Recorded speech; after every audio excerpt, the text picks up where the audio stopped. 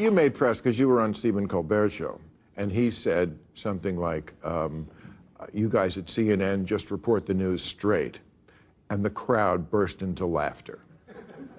That tells you a lot, doesn't it? I mean, how do you guys think you are doing in that arena of like, this is a terribly divided country. We're not only politicized, a lot of people just hate the other side. And CNN, in my view, should be the place where both sides can watch. How do you think you're doing with that? How is CNN is the place where both sides can watch. And I think, you know, my show is evidence of that. We have lawmakers on from both parties. We'll have Elizabeth Warren on one night. We'll have Ted Cruz on another night. I think lawmakers from both parties should take questions, and you should push both of them. But on CNN being a place of credibility, I mean, look at what just happened in Chicago. We had 300 people from CNN on the ground covering that convention. There were several reporters from just our team alone on the floor, bringing it in real time to people. And I think CNN puts resources behind things and just brings a level of news that you don't get anywhere else. And I think CNN does a great job. Yeah, but I'm talking about the people on CNN. And what I know what the conservative side of America thinks, and I don't blame them. I watched Kamala's speech last night. It ended at 8:09, I guess 11:09 in the East.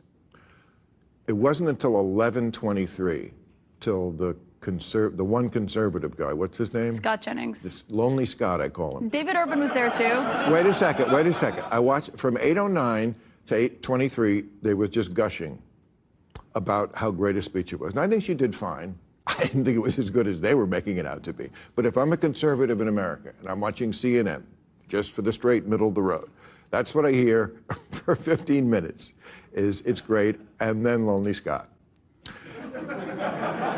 It does look, I mean, and when you see the path, it does look like tokenism. It's kind of like the same as The View. It's like it's almost better to have nobody there, like MSNBC, than to have just the...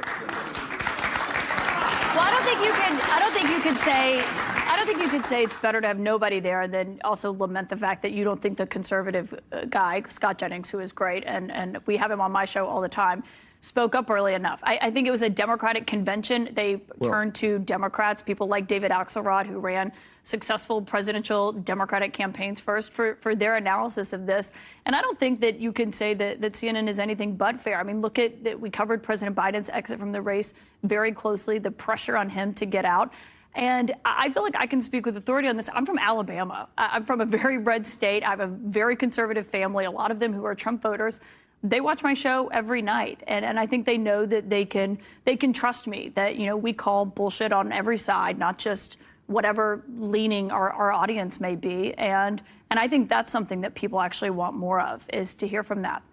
We aren't biased. We covered the DNC convention. I mean, it was the greatest convention the world has ever seen. The joy, the vibes, it was orgasmic. Biased? What are you talking about? Bill, my parents watched the show, okay? I mean, what more do you need to know? If your parents watch you on TV, that means you're not biased.